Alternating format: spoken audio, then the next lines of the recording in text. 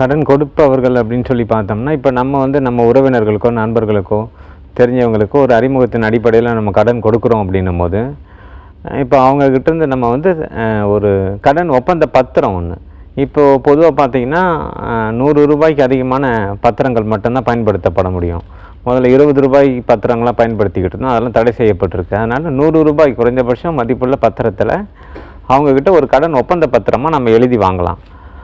அதில் பார்த்தீங்கன்னா, இந்த எவ்வளோ கடன் தொகை கொடுத்துருக்குறோம், அதை எந்த மோடில் கொடுத்துருக்குறோம், அவங்களுக்கு வந்து பேங்க் ட்ரான்ஸ்ஃபர் பண்ணியிருந்தோம்னா அந்த பேங்க் டீட்டெயில்ஸோட இந்த கடனை வந்து அவங்க எப்போ திருப்ப செலுத்த போகிறாங்க, அதுக்கு உண்டான வட்டி எவ்வளோ அவங்க கொடுக்க போகிறாங்க.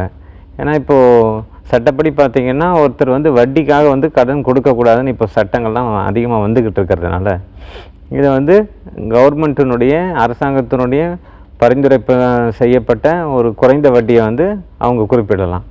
அதனால் அந்த வட்டி தொகை எவ்வளவு, அதை திரும்ப எத்தனை காலத்துக்குள்ளே அவர் செலுத்த போகிறாரு, இந்த போன்ற முழு விவரங்களோட அதை வந்து ஒப்பந்த பத்திரத்தில் அவங்கக்கிட்ட கையெழுத்து வாங்கலாம்.